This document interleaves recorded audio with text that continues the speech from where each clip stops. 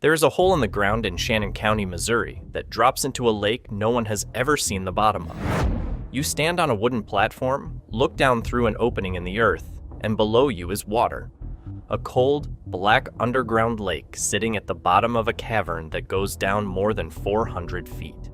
Divers have gone into it. They have not found where it ends.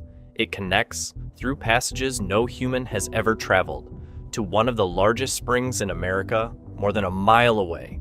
The water you're looking at will eventually surface somewhere else entirely, and nobody can tell you the full path it takes to get there. It is called Devil's Well, and it is one of the strangest places in a region full of them.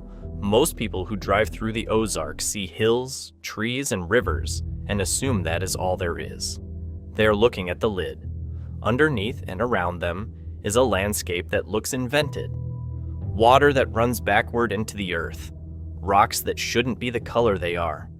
Canyons that were caves until the roof came off.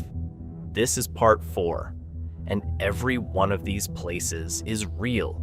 Most of them are within a few hours of each other, and almost none of them are on the postcard. If a channel like this one is worth your time, do me one small favor and tap the like button.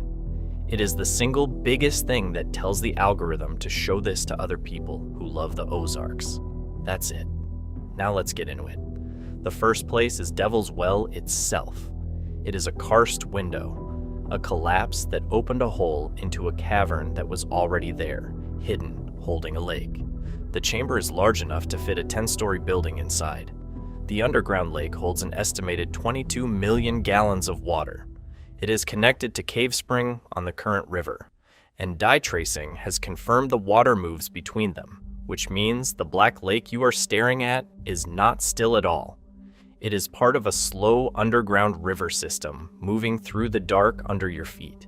The Osage people knew this land long before it had the name it carries now.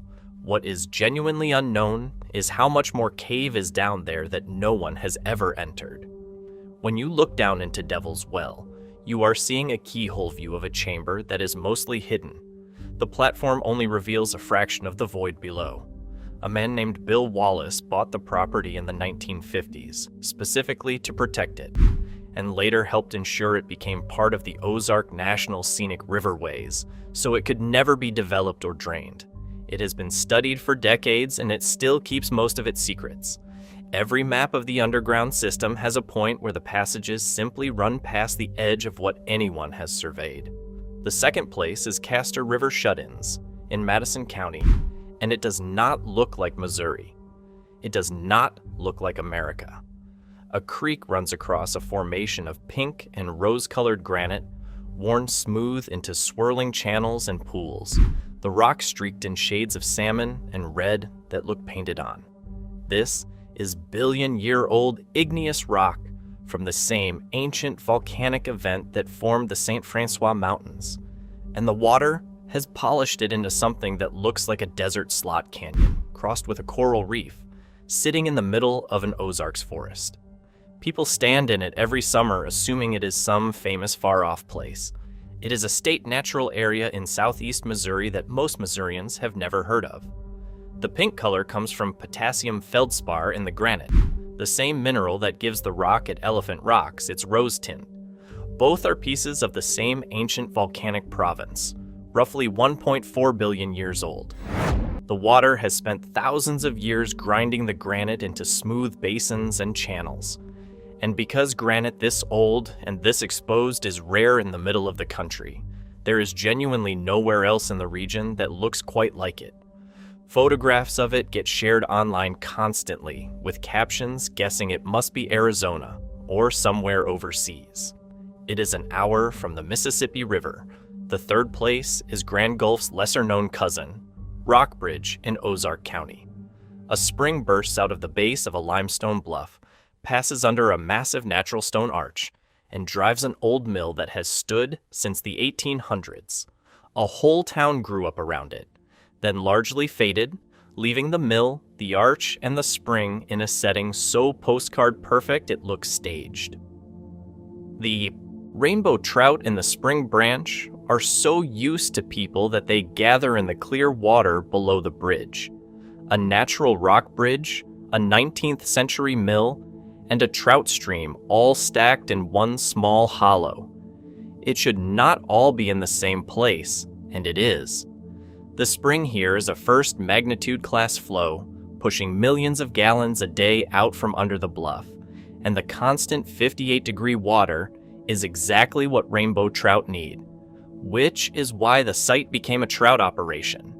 The natural bridge itself is a remnant of a cave whose roof collapsed, leaving one span still standing. The same process that created Grand Gulf and Rockbridge caught at a different stage.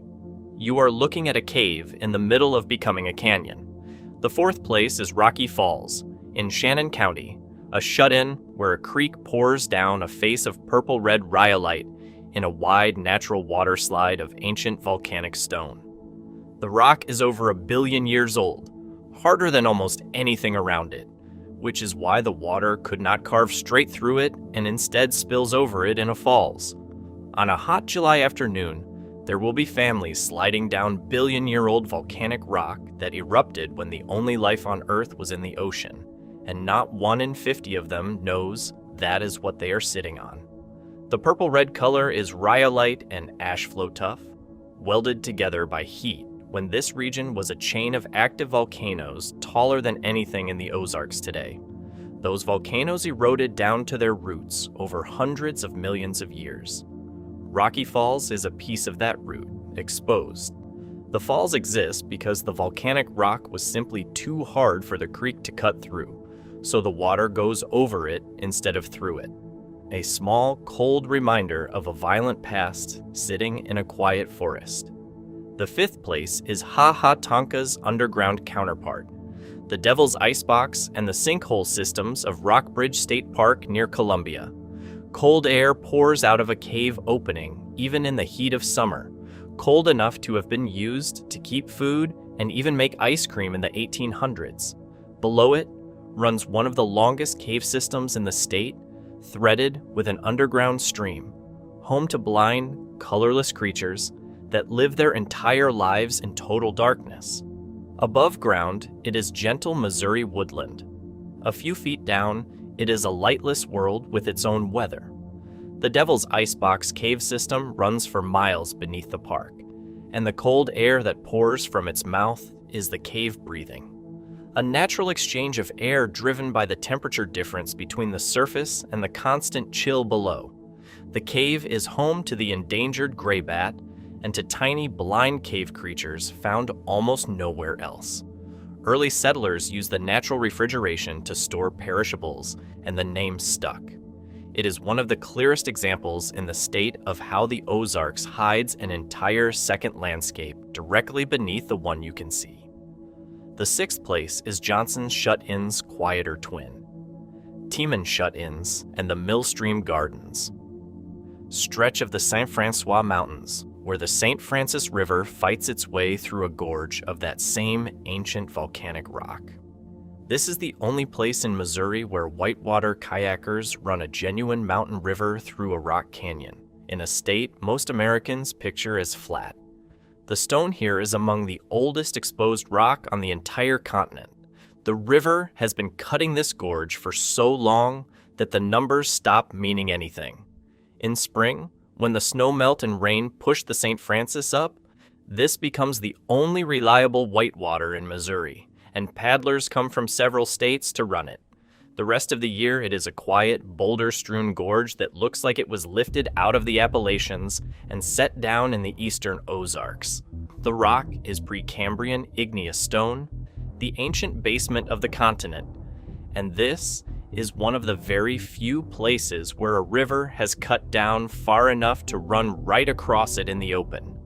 The seventh place is Blue Spring, on the Current River, and it earns the ending. It is one of the deepest springs in Missouri, and its water is a blue so intense and unreal it looks dyed. The color is not a trick and not a filter. It comes from the extraordinary depth and clarity of the water and the way light scatters in it. The Osage called it the spring of the summer sky. It discharges enormous volumes of cold, clear, impossibly blue, Water that has traveled underground through miles of rock before surfacing here, and divers who have tried to reach the bottom have descended past 300 feet and still found more spring below them, disappearing into the dark. Nobody has touched the bottom. The water simply comes up out of the deep, the color of a sky that shouldn't exist underground, and rolls on into the river as if it were the most ordinary thing in the world. 7 places. A bottomless black lake under a hole in the ground. Pink granite worn into a desert canyon. A natural bridge over a trout stream. A billion-year-old water slide. A cave that breathes cold air. A mountain river gorge in the flattest-looking state you can name. And a spring the color of the summer sky that no one has ever reached the bottom of. They are all real. They are all in the Ozarks. And the reason you have not heard of most of them is the same reason this whole region keeps surprising people. The Ozarks does not advertise what it is holding. It just sits there, worn down and quiet, older than the Rocky Mountains, older than the Alps, older than almost anything, waiting for the small number of people who bother to look closer. If you want part 5, and there is easily enough for a part 5, subscribe so you don't miss it, and drop a comment telling me which of these you have actually stood in. Because a lot of you know these places and the people who don't deserve to hear about them from someone who has. Thank you for watching, and thank you for caring about a part of the country that most people drive straight past. The truth doesn't shout. It waits for you to look closer.